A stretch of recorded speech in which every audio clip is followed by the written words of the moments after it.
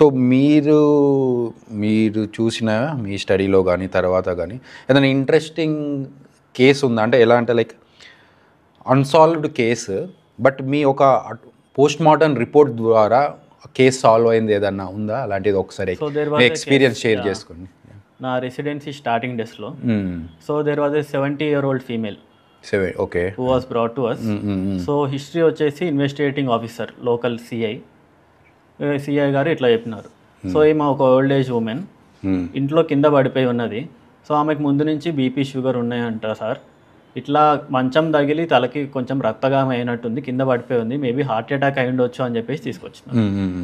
So మనం ఎట్లా usually heart attack case deal చేసినట్టు eventually I was going through the process.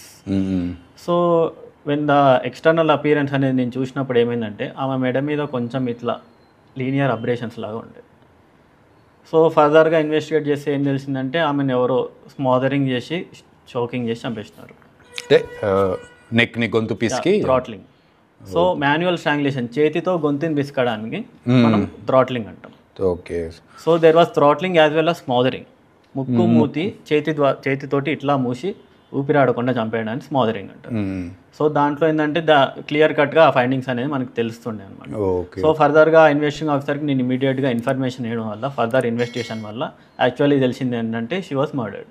By whom? Actually వాళ్ళ ఇంట్లో some issues ఉన్నాయి ఫ్యామిలీలో. వీళ్ళ పైన ఇంట్లో ఉన్న వీళ్ళ దూరపు చుట్టాల సమ్ ఇద్దరు యంగ్ ఫీమేల్స్ 20-25 మధ్యలో, వాళ్ళలో ఒక అక్క తన చెల్లికి ఈమె చేతబడి చేపిస్తుంది అన్న అనుమానంతో ఆమె చెల్లి వాళ్ళ బాయ్ ఫ్రెండ్ ఈ అక్క చెల్లెలు ముగ్గురు కలిసి ఎవరు లేని టైంలో సాయంత్రం 6ంటికి ఈ ఇన్సిడెంట్ చేసి. సో దాన్ని లైక్ ఒక న్యాచురల్ డెత్ లాగా క్రియేట్ చేద్దాం అనుకున్నారు. అది వాళ్ళు క్రియేట్ చేద్దాం అనుకోలేదు. Basically because of no evidence, ఎవరికి ఏం తెలియదు. So police people came to the conclusion okay వాళ్ళ వాంగ్మూలాన్ని బట్టి ఇనిషియల్. సో ఇప్పుడు సరే ఇదే కేసులో అంతా like natural death, high BP sugars వల్ల చనిపోయింది అని అనుకున్నారు. లైక్ దీన్ని పోస్ట్ మార్టం దాకా రావాలి అనేది ఎవరు డిసైడ్ చేయాలి? లైక్ ఎవరన్నా అడిగారా? డౌట్ ఎక్కడ, సస్పిషన్స్ ఎక్కడ వచ్చింది ఈ కేసులో?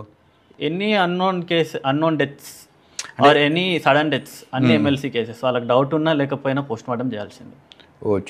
సడన్ డెత్స్, ఇంట్లో సడన్ గా చనిపోయినారు, బాత్రూమ్ లో సడన్ గా చనిపోయినారు, కంపల్సరీ పోస్ట్ మార్టం చేయాల్సింది.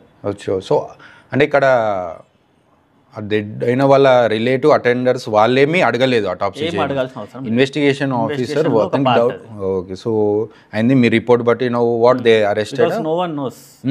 ఇప్పుడు న్యాచురల్ అనుకుంటాం, కేసు క్లోజ్ చేస్తారు, ఫ్యూచర్లో అలిగేషన్ వస్తుంది. ఓకే. సో ఇవన్నీ ఎక్స్క్లూడ్ చేయడం కోసం ఇట్స్ ఏ మ్యాండేటరీ రూల్.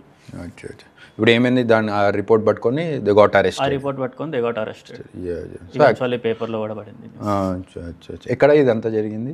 ఇదంతా Gandhi hospital, like city Hyderabad.